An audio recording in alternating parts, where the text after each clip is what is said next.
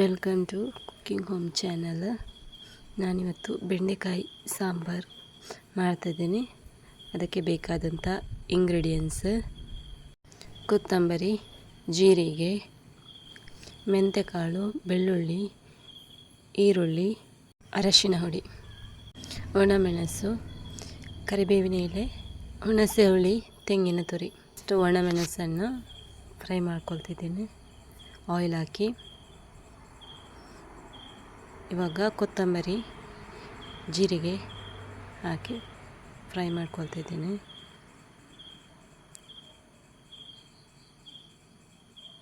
ಇವಾಗ ಈರುಳ್ಳಿ, ಬೆಳ್ಳುಳ್ಳಿ, ಕರಿಬೇವಿನ ಎಲೆ, ತೆಂಗಿನ ತುರಿ ಇದನ್ನೆಲ್ಲ ಹಾಕಿ ಫ್ರೈ ಮಾಡಬೇಕು. ಚೆನ್ನಾಗಿ ಫ್ರೈ ಮಾಡಬೇಕು. ಇವಾಗ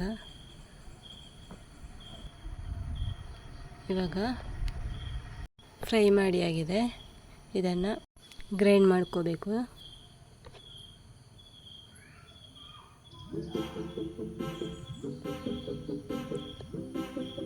ಇದನ್ನು ಸ್ವಲ್ಪ ನೀರು ಹಾಕಿ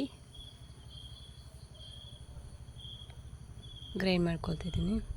ಇವಾಗ ಆಯಿಲ್ ಹಾಕಿ ಈರುಳ್ಳಿ, ಕರಿಬೇವಿನ ಎಲೆಯನ್ನು ಸ್ವಲ್ಪ ಹೊತ್ತು ಫ್ರೈ ಮಾಡ್ಕೊಳ್ತಿದ್ದೀನಿ.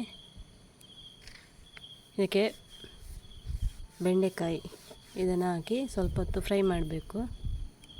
ಇವಾಗ ಗ್ರೈಂಡ್ ಮಾಡಿದ ಮಸಾಲೆಯನ್ನು ಹಾಕಿ ರುಚಿಗೆ ತಕ್ಕಷ್ಟು ಉಪ್ಪು ಹಾಕ್ಕೊಳ್ತಿದ್ದೇನೆ. ಇದನ್ನು ಸ್ವಲ್ಪ ಹೊತ್ತು ಮಿಕ್ಸ್ ಮಾಡಬೇಕು. ಇವಾಗ ಒಂದು 15 ಮಿನಿಟ್ಸ್ ಬೇಯಲಿಕ್ಕೆ ಬಿಡಬೇಕು.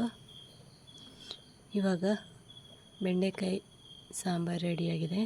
ಇದನ್ನು ಪ್ಲೇಟ್ಗೆ ಹಾಕ್ಕೊಳ್ತಿದ್ದೀನಿ.